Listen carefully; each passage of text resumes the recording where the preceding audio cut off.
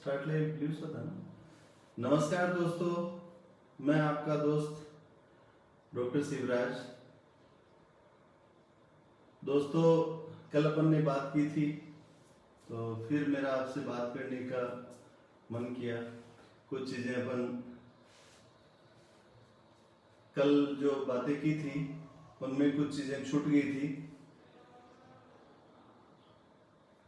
आगे कल जो बातें की थी तो उनमें कुछ इसको वो करना पड़ेगा।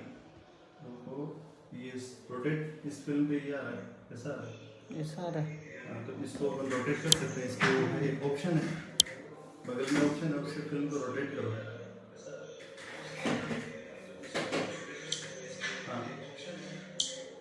हाँ, राइट कर दो।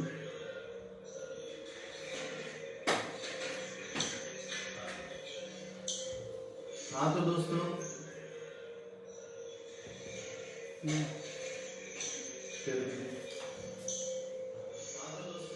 मेरे दो मित्र जो जुड़े हैं उनका मैं स्वागत करता हूँ। उनमें हैं मेरे दो मित्र जो जुड़े हैं उनका मैं स्वागत करता हूँ। उनमें हैं मेरे नमस्कार दोस्तों।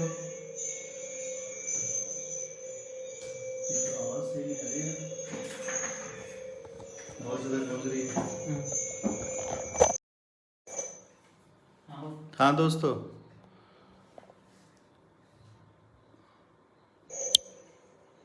हाँ दोस्तों,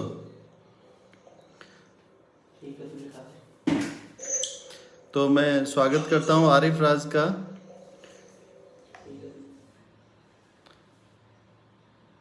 बगाराम जी कुमावत का, अशोक गढ़वाल जी का, मोहित वासिद सैयद का बहुत बहुत धन्यवाद कि आप मुझे देख रहे हैं। अपन कुछ बातें करते हैं जो सभी के काम की बातें हैं, और कुछ अपने दोस्त और जुड़ जाएं। तब तक मैं अपन इसको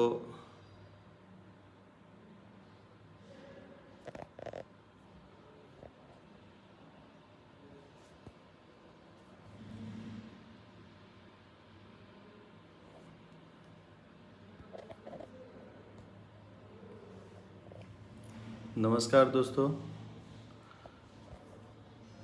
मुकेश कुमार डारा जी, खुशी मोहम्मद जी, थैंक यू।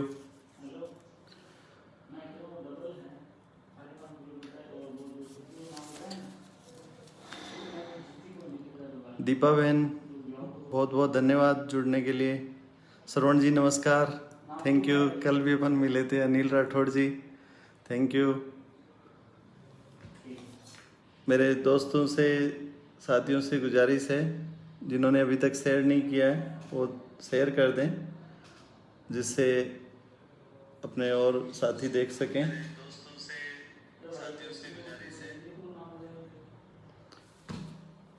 तो दोस्तों, अपन कल न्यू बॉर्न के बारे में बातें कर रहे थे, उन्हीं चीज़ों को अपन आगे बढ़ाएंगे।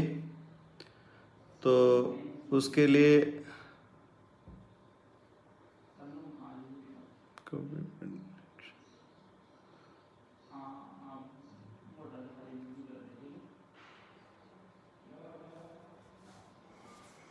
हाँ तो दोस्तों, कल अपन जो न्यूबॉर्न के बारे में बातें कर रहे थे उसमें एक दो बात रह गई थी। तो मैं एक तो ये बताना चाह रहा हूँ, कई बार बच्चों के जन्म से दांत होते हैं या पहले कुछ हफ्तों में निकल आते हैं, उसको नेटल टीथ बोलते हैं। क्या बोलते हैं? Natal teeth. नेटल टीथ का मतलब जन्म के समय जो दांत होते हैं उनको नेटल टीथ बोलते हैं। तो दोस्तों, इसमें कई बार बच्चे के जन्म पे दांत है तो उसके बारे में कोई डरने वाली बात नहीं है, वो नॉर्मली होता है। बस इतना ध्यान रखना चाहिए कि अगर वो दांत हिल रहा है, अगर तो भगवान आराम जी, अगर वो दांत हिल रहा है तो दिक्कत कर सकता है। हिलने पे क्या होता है, वो दांत टूट के सांस में जाने का डर रहता है। तो अपन अगर किसी बच्चे के जन्म से दांत है और वो अगर हिल रहा है तो अपने को उसको निकलवाने की जरूरत पड़ती है। या फिर वो जो जन्म से दांत है वो कई बार जब बच्चा माँ का दूध पीता है तो उसकी जीभ के नीचे बार बार टच होता है और वहाँ पे उसके एक घाव बन जाता है। जैसे अपने मुंह में छाले होते हैं ना, ऐसा छाला बन जाता है। तो वो छाला जब तक उस दांत को निकालते नहीं है ना, तब तक बढ़ता नहीं है। तो इसलिए अपने को उस छाले से बचाने के लिए उस दांत को निकालना पड़ता है कई बार। जैसे दोस्तों कल अपन ने, मैं इस कोरोना को मैं बहुत अच्छा मानता हूँ कि इसमें हर आदमी को बहुत सारी मेडिकल लिटरेसी होगी। दोस्तों मैं जब छोटा बच्चा था उस टाइम पे बहुत सारे लोग जानते हैं कि ज़्यादातर जो गवर्नमेंट का फोकस होता था वो साक्षरता पे होता था। सबको साक्षर करो, प्रौढ़ शिक्षा, इस टाइप की बातें होती थी। आजकल वो चीज़ कहीं पे भी नहीं है। ऐसे ही दोस्तों एक शब्द मैं बोल रहा हूँ, उसका नाम है मेडिकल लिटरेसी। मेडिकल लिटरेसी का मतलब ये होता है कि जो आप इलाज करवा रहे हो, जो चीज़ें आपकी जांच हो रही हैं, उनके बारे में आप साक्षर हो, उनके बारे में लिटरेट हो आप। रतन सिंह जी कविया अपने से जुड़ गए अभी, तो उन चीज़ों के बारे में लिटरेट होने के लिए अपने को उसके बारे में जानना जरूरी है। जैसे कोविड से पहले क्वारंटाइन शब्द बहुत कम लोगों को आता था, बहुत सारे लोगों को ये शब्द को बोलना भी नहीं आता था, इसका मतलब भी नहीं मालूम था। अब आदमी सारे CRP, इंटरल्यूकिन और डी डाइमर ऐसी ऐसी बातें करने लग गए सबको। और CBC तो सबके लिए नॉर्मल हो गई, चेस्ट एक्सरे, CT स्कोर, ये सारी बातें अपन करते हैं सारे दिन भर। तो इस शब्द को मेडिकल लिटरेसी बोलते हैं दोस्तों। मेडिकल लिटरेसी का मतलब है कि आप उस चीज़ के बारे में बिल्कुल भी अंगूठा छाप नहीं हो, उसके बारे में आपको थोड़ा बहुत मालूम है, आप उसकी जो टर्मिनोलॉजी है उसको पढ़ सकते हो, उसको समझ सकते हो, तो इसको मेडिकल लिटरेसी बोलते हैं। इसके बाद में दोस्तों मैं एक चीज़ बता रहा हूँ जिसके लिए कई बार मरीज है वो दूर से गाड़ी करके आते हैं और हम डॉक्टर लोग कहते हैं कि ये तो बच्चा नॉर्मल है, आप घर से ही फ़ोन कर लेते तो आना नहीं पड़ता। वो ये समस्या होती है कि जब कोई अपने घर में बच्ची जन्मी है और वो तीसरे चौथे दिन हुआ है उसको, तो उसकी पेशाब की जगह से शरीर से खून आ सकता है। तो दोस्तों वो वैसे ही है जैसे किसी बड़ी लेडीज़ के कपड़े आते हैं ना, तो वैसे ही है, वो आ रहा है खून, वो अपने आप में एक किसी भी चीज़ की श्योरिटी होगी कि वो अपना उसका सिस्टम है पूरा नॉर्मल है। तो इसलिए उसमें अपने को दिखाने की ज़रूरत नहीं होती है। अगर कोई 4-5 दिन की बच्ची है, उसके पेशाब की जगह से खून आ रहा है, जैसे लेडीज़ के कपड़े आते हैं ना, ऐसे खून आ रहा है, सफ़ेद आ रहा है, तो अपने को उसमें ज़्यादातर दिखाने की ज़रूरत नहीं होती है। तो ये अपनी बात हुई एक तो नेटल टीथ की, जन्म के समय दांत की, दूसरी उसके ब्लीडिंग की। एक दोस्तों जो छोटे बच्चे होते हैं उनके लिए सबसे जो मतलब खराब टाइम होता है रात को, वो 12 बजे से लेके सुबह 6 बजे तक होता है। तो उस समय पे अपने को सबसे ज़्यादा ध्यान रखना चाहिए। एक मैं आपको कुछ बातें बता रहा हूँ, जैसे क्वारंटाइन अभी कोरोना में हो रही है, ऐसी क्वारंटाइन पहले भी अपन जब जन्मे थे ना, उस टाइम पे माँ और बच्चे को एक ही कमरे में रखते थे, उसमें कोई दूसरे आदमी को नहीं जाने देते थे। तो वो भी एक तरह से वो ऐसा क्यों करते थे कि जिससे माँ और बच्चे के कोई इन्फेक्शन नहीं हो, किसी दूसरे आदमी, अपन जानते कोविड है वो ज़्यादातर मुंह की भाप से इनसे होता है ना। तो जो छोटा बच्चा जो हमारे को दिखाने आते हैं ना, वो ज़्यादातर बच्चे न्हाण जलवा के टाइम पे बीमार होने का डर रहता है। ऐसा क्यों होता है दोस्तों? न्हाण जलवा पे खूब सारे लोग इकट्ठे होते हैं, हर एक बच्चे को के पास जाता है, बच्चे के जितना नज़दीक जाता है तो उतना ही इसको बच्चे को इन्फेक्शन होने का डर रहता है। अब भी दोस्तों कुआ पूजन, न्हाण जलवा, इनकी भी बहुत ही इम्पोर्टेंस होती है। जैसे लाइफ में हर एक चीज़ की इम्पोर्टेंस होती है ना, तो न्हाण जलवा की इम्पोर्टेंस होती है, जो दोस्तों मुझे भी पहले मालूम नहीं थी। जब मैं MD कर रहा था तब मेरे किसी टीचर ने बताया और वो उनका लॉजिक मुझे बहुत अच्छा लगा। क्या होता है कि दोस्त जब न्हाण जलवा वाले दिन क्या होता है कि अपने घर में मिठाई बनती है, माँ के पीरियड वाले आते हैं, गीत गाते हैं, खुशी मनती है, कुआं पूजने जाते हैं, तो माँ को ऐसा महसूस होता है, प्राउड महसूस होता है कि ये सारा प्रोग्राम मेरे और मेरे बच्चे के लिए हो रहा है। तो खुश होती है तो दूध ज़्यादा आता है, दूध ज़्यादा आता है तो बच्चा तंदुरुस्त रहता है। तो ये अपने एक समाज में अपने को मालूम होना चाहिए कि ये जो न्हाण जलवा अपन जो करते हैं, इससे माँ पे क्या फ़र्क पड़ता है। माँ पे बहुत ही पॉजिटिव इफेक्ट आता है, वो बहुत खुश होती है, उसके मतलब दूध ज़्यादा आएगा, दूध ज़्यादा आता है तो बच्चा तंदुरुस्त रहता है। आप भी दोस्तों कोई आपके पास कोई सवाल हो, नासिर भाई, जावेद अली, जावेद भाई, कोई बात हो, कोई हो तो पूछ सकते हो आप, है ना। और मैं कुछ जो बातें बताने जा रहा था, कई लोग पूछते हैं कि साहब बोतल से दूध पिलाना चाहिए कि नहीं पिलाना चाहिए। तो दोस्तों मेरे हिसाब से जहाँ तक हो तो बोतल से दूध नहीं पिलाना चाहिए। मैं तो ऐसे समझाता हूँ कि बड़ी बोतल तो घर को खराब करती है और छोटी बोतल है ना वो बच्चे को खराब करती है। दोनों ही बोतल अच्छी नहीं है, दोनों से बचना चाहिए। और दोनों बोतलों में ये खास बात होती है कि एक बार अगर लग जाती है ना तो फिर उससे पीछा छुड़ाना मुश्किल हो जाता है। मतलब एक बार अपन ने बोतल से दूध देना शुरू कर दिया तो फिर अपने बहुत मुश्किल से उसको बोतल को छोड़ पाते हैं।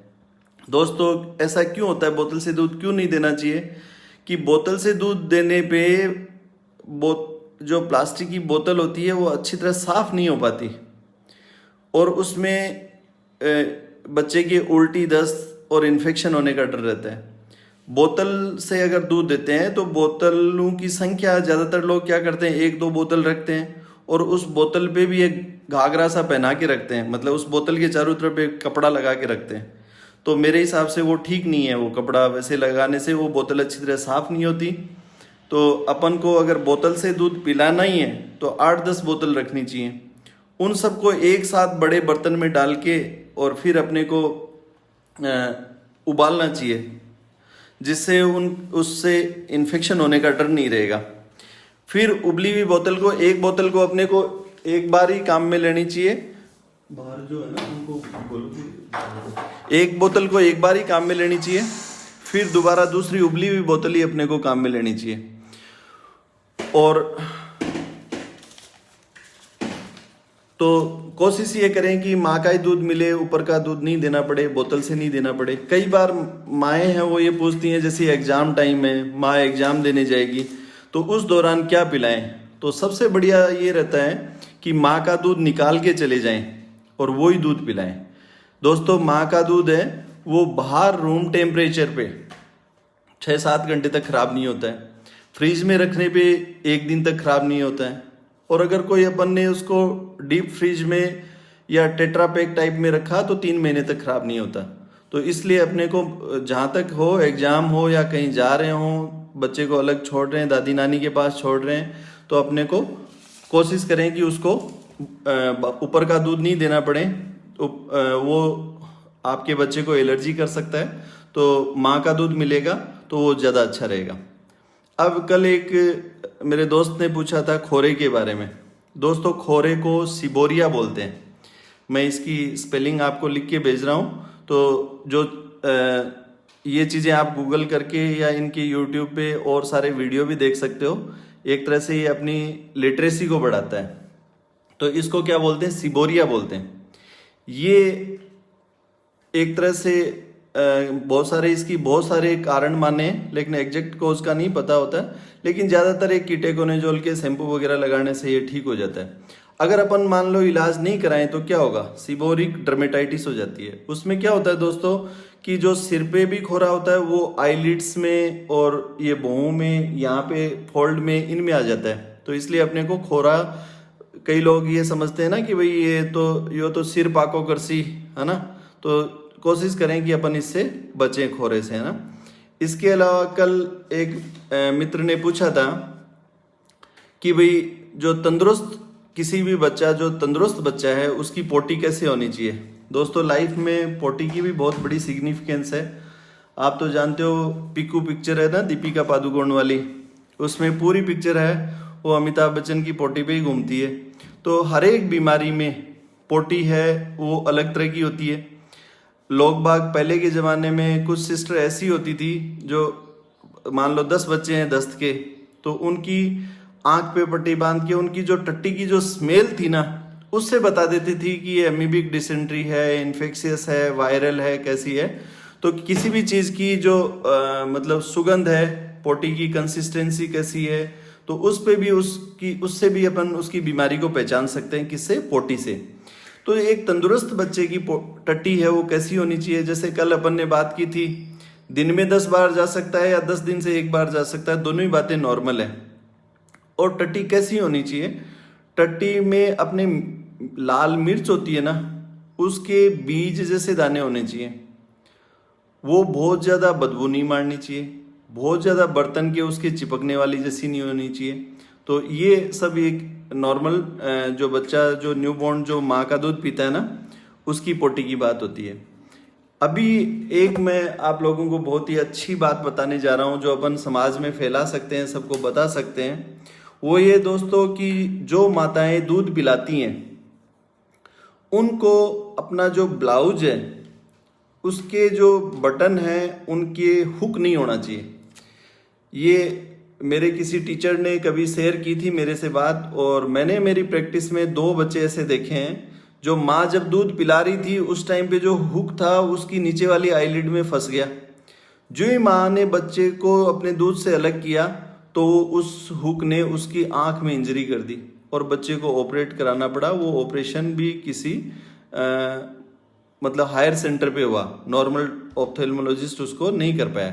तो इसलिए अपने को ये ध्यान रखना चाहिए कि जो माताएं दूध पिला रही हैं उनको अपने ब्लाउज के हुक की जगह अपने को बटन का यूज करना चाहिए, जिससे उसमें ये दिक्कत नहीं हो।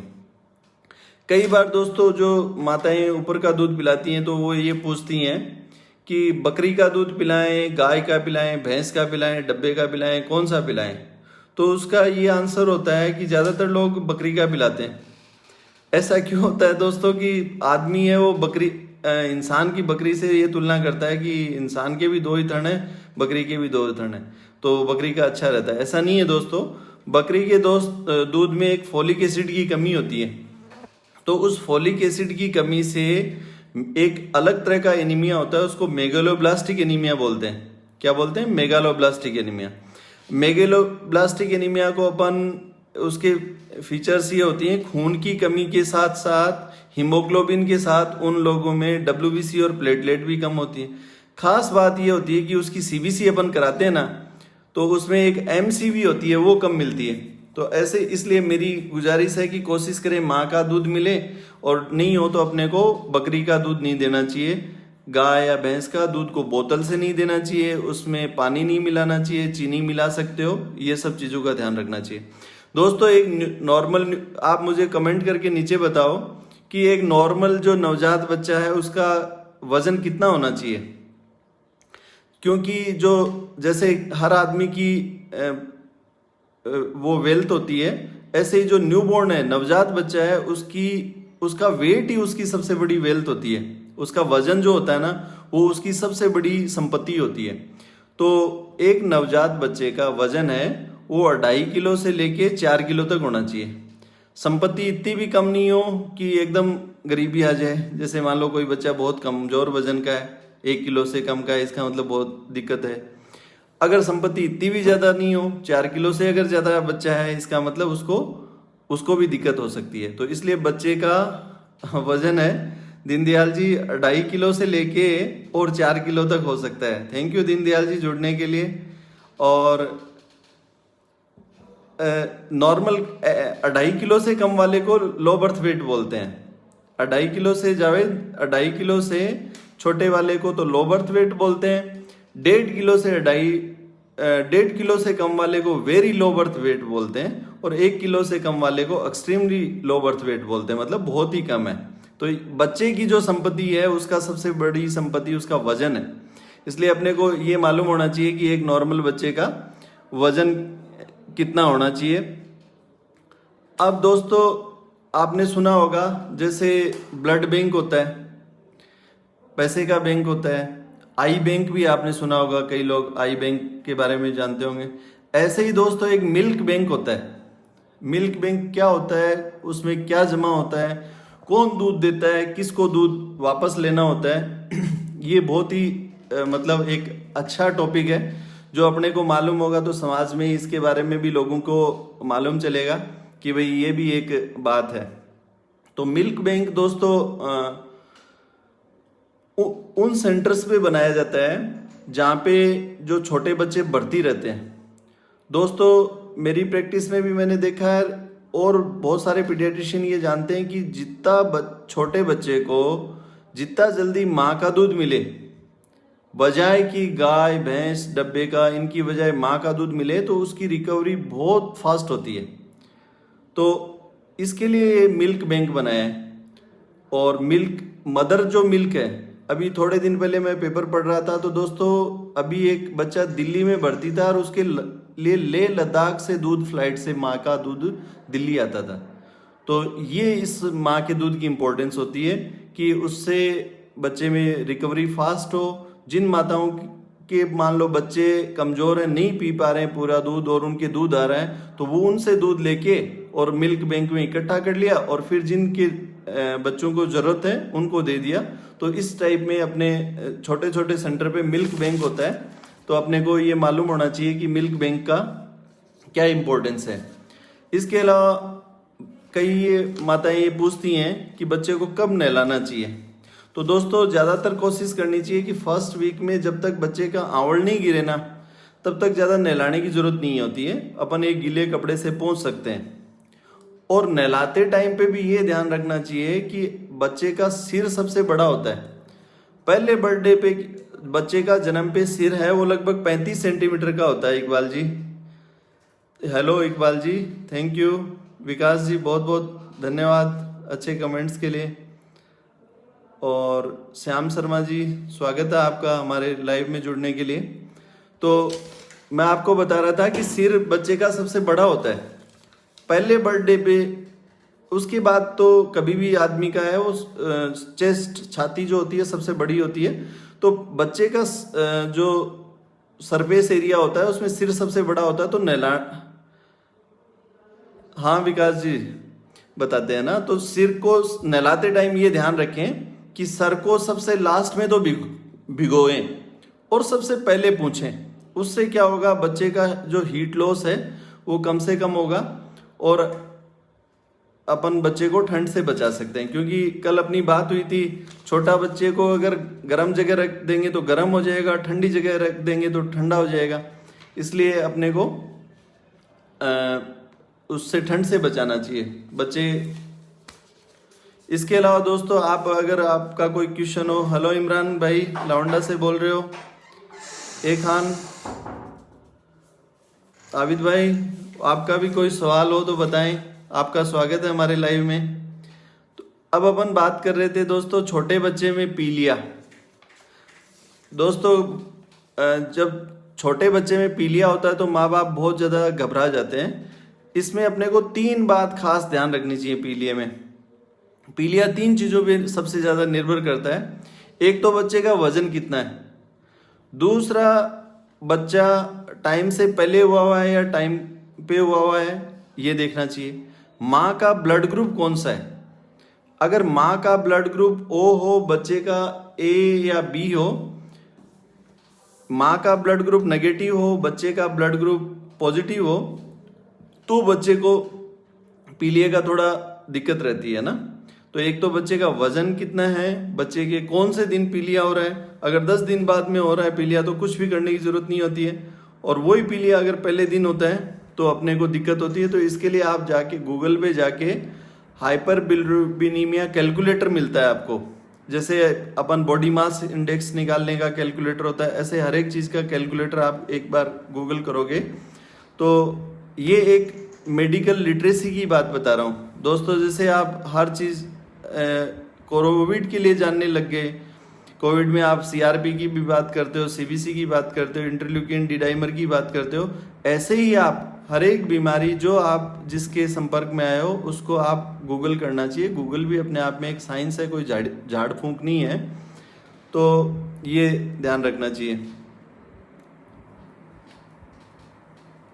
और आलम अली नमस्कार भाई, बहुत बहुत धन्यवाद आप लाइव में जुड़े हो।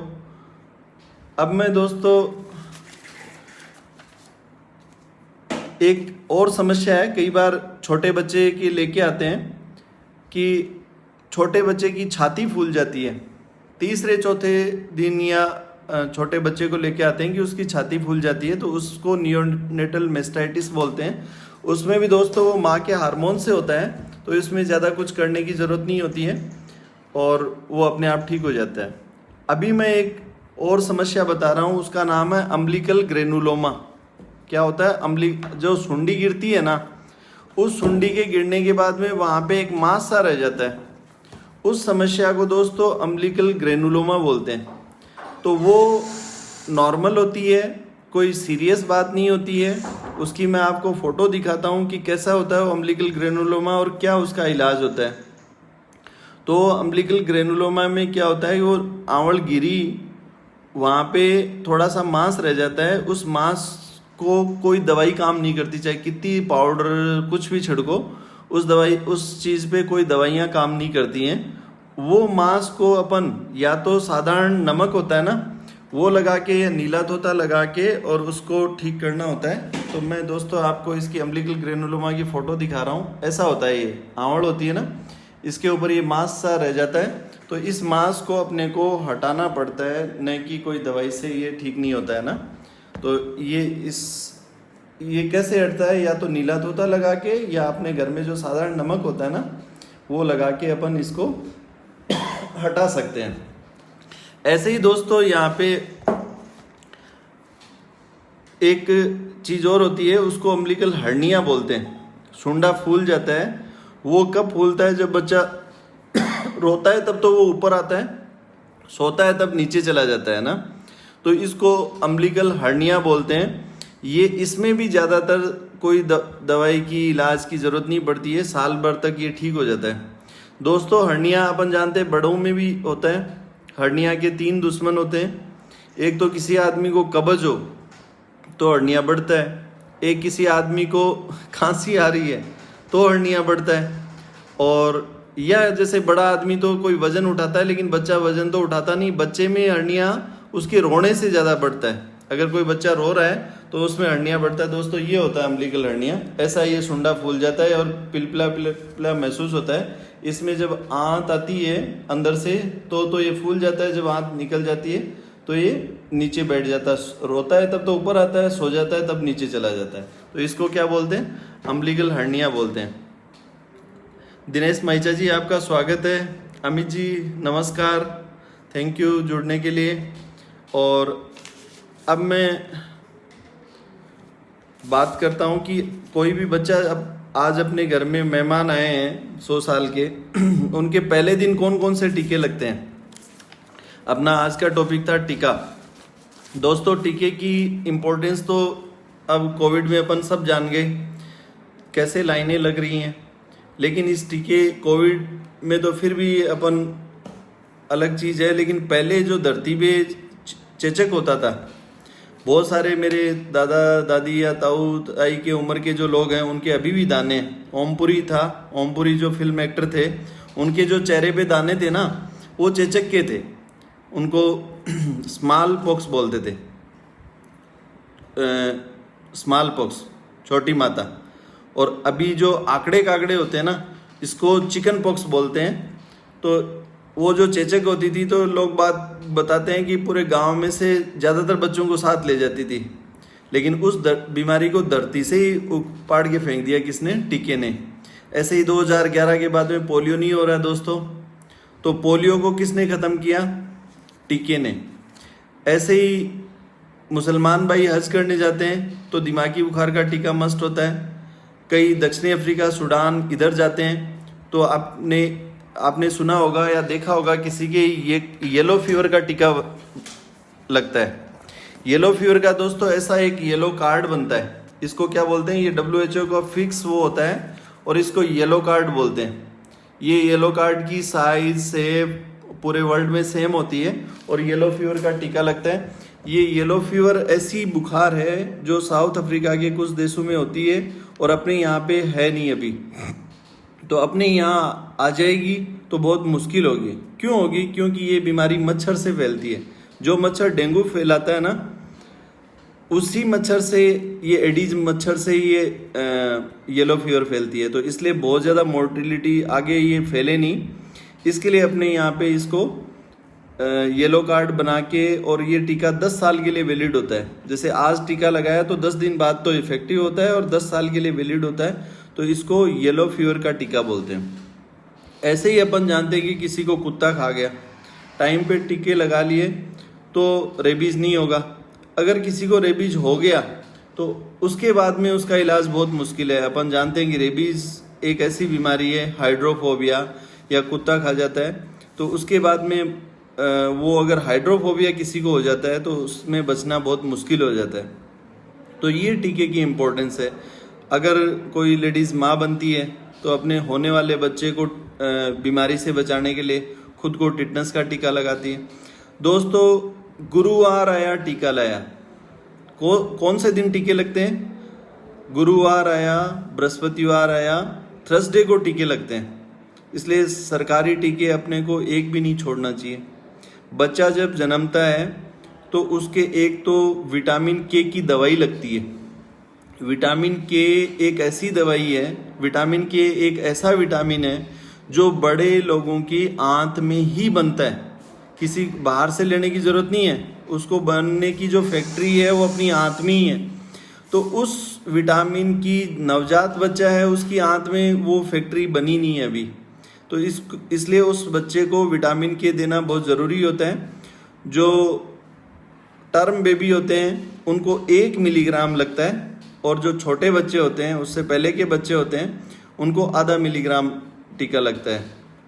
आधा मिलीग्राम विटामिन के लगाना होता है। तो ये अपने को ध्यान रखना चाहिए कि अपने घर में कोई मेहमान आए हैं तो उनको विटामिन के लगाना चाहिए। दोस्तों, अगर बाई चांस किसी ने विटामिन नहीं लगाया तो क्या हो सकता है?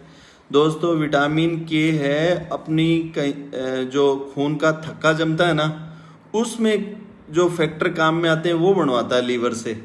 वो मतलब जैसे अगर मान लो कोई चीज़ बनाने में कोई चीज़ काम में आती है ना, जैसे जलेबी बनानी है तो अपने को घी भी चाहिए, चीनी भी चाहिए और सारी चीज़ें चाहिए। ऐसे ही अपने ब्लड में क्लॉटिंग कहीं पे भी क्लॉटिंग फैक्टर जो बनते हैं लीवर में, उनको बनाने में विटामिन के चाहिए। अगर विटामिन के की कमी होगी तो वो क्लॉटिंग फैक्टर नहीं बनेंगे। क्लॉटिंग फैक्टर नहीं बनेंगे तो कहीं पे भी ब्लीडिंग हो सकती है। उस बीमारी को HDN बोलते हैं। क्या बोलते हैं?